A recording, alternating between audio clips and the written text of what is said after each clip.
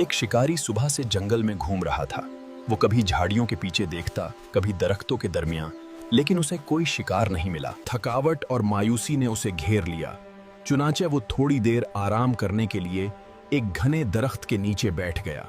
अचानक उसकी नजर सामने वाले दरख्त पर जा पड़ी, जहां एक फाख्ता आकर बैठ गई थी। शिकारी के चेहरे पर खुशी फैल गई।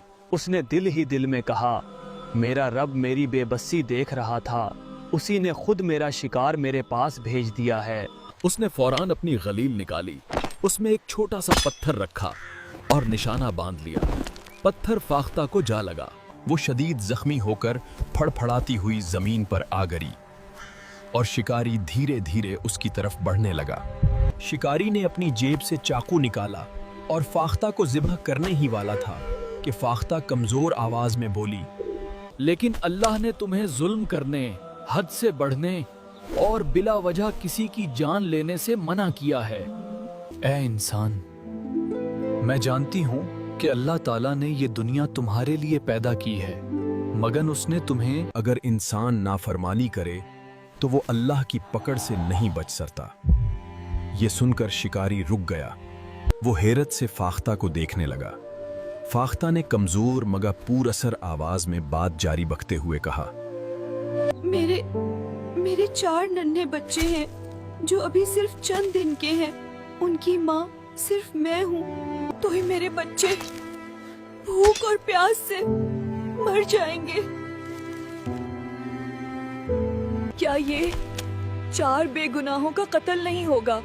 ये वो दिन है जब परिंदे अंडे देते और बच्चे पालते हैं। इन दिनों शिकार नहीं करना चाहिए। मैंने तुम्हें तकलीफ दी, ये बहुत बड़ी गलती थी। ऐ फाख्ता, तुमने मेरी आंखें खोल दी हैं। मैं तुम्हें नहीं मारूंगा, पहले तुम्हारा इलाज करता हूँ। उसने फाख्ता के जख्म पर मरहम लगाया, उसे दाना और पानी दिया। कुछ देर बाद फाख्ता ने सुकून का सांस लिया और अपने पर हिलाने लगी। अब मुझे अपने बच्चों के पास ले चलो, जब तक तुम ठीक नहीं हो जाती और तुम्हारे बच्चे बड़े नहीं हो जाते। मैं तुम सबकी देखभाल करूंगा, क्योंकि तुम्हें जख्मी करना मेरी गलती थी और अब तुम्हारी हिफाजत मेरा फर्ज है। फाख्ता आहिस्ता आहिस्ता उड़ती, फिर बैठ जाती। शिकारी उसके पीछे चलता रहा। आखिरकार वो एक दरख्त के नीचे आकर रुक गई और ऊपर देखने लगी। शिकारी समझ गया कि यही उसका घोंसला है।